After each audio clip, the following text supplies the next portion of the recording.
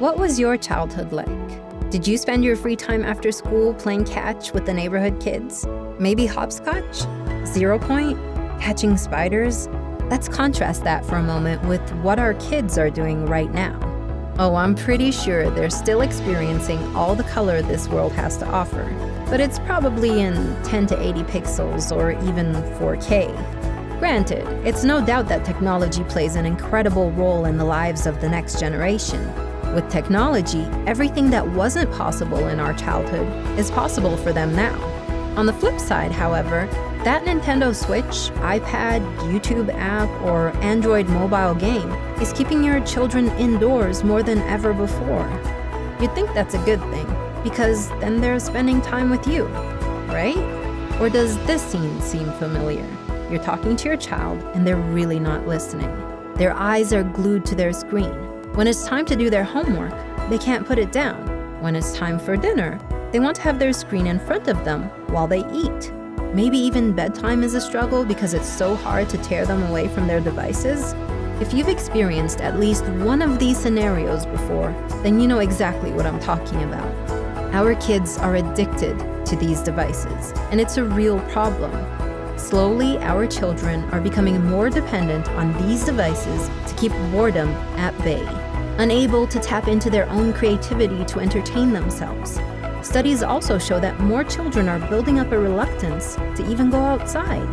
They've also become more disinterested in nature and are put off by the so-called discomfort of nature, such as bugs and heat.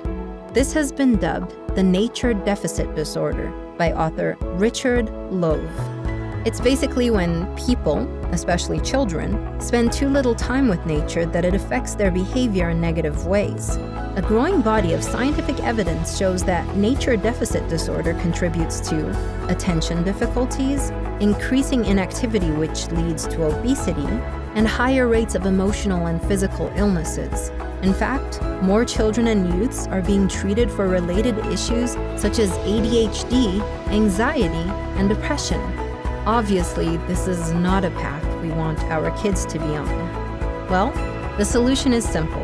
Nature is the antidote. Simply put, our children need to get out. Pediatric occupational therapist and best-selling author Angela Hanscom said that what kids need is active, free play outside, because it improves everything from creativity to academic success to emotional stability.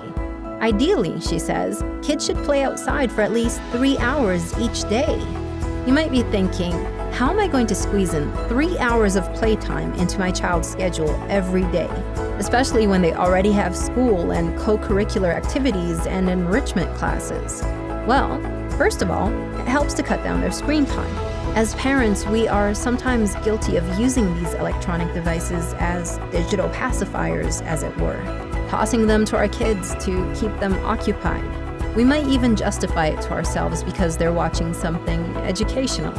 But this is a habit that drastically needs to change. No one can tell us exactly how much or how little screen time is acceptable. Wouldn't it be great if we all had the digital parent handbook? You have to decide just how much screen time is necessary and beneficial. Anything beyond that should then be spent outside playing. Another way to get them literally out the door more is to get them involved in a new outdoor sport or activity. If they already show interest in something, encourage them to pursue it. Register them for lessons. Get them involved in a club. If they don't already have something in particular, try everything. Let them try out new things like cycling, hiking, soccer, basketball, tennis, and see what they love. When your child loves the activity, they'll come to love the environment it takes place in, too. In this case, under the sun. However, one of the best ways to get them outdoors still falls on you. You have to physically get out, too.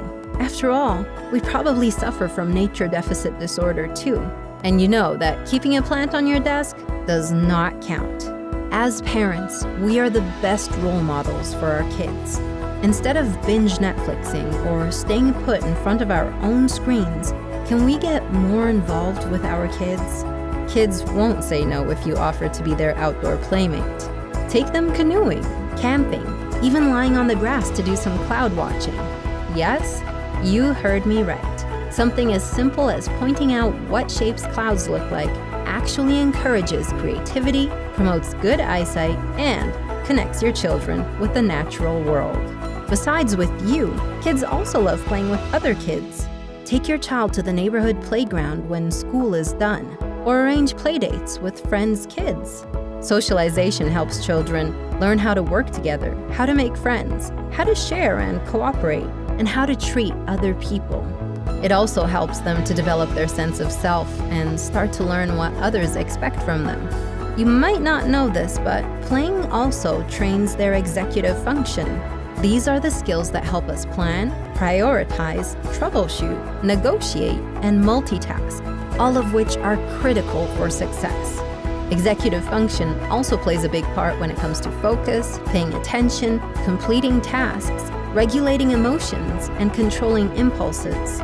Definitely skills you want your kids to have for life. In order to practice these skills, children need time alone and with other kids to make up their own games, figure things out on their own, and learn to amuse themselves. Between the practical and social skills, and not to mention all that vitamin D goodness they soak up when they're in the sun, what are you waiting for? It's time to kick your kiddos out the door for their own good. If you feel that this video has helped you in one way or another, be sure to share it so fellow parents get to know this important information. Thank you for watching, and be sure to subscribe to our channel because we will be launching new informative parenting videos every week. See you next time!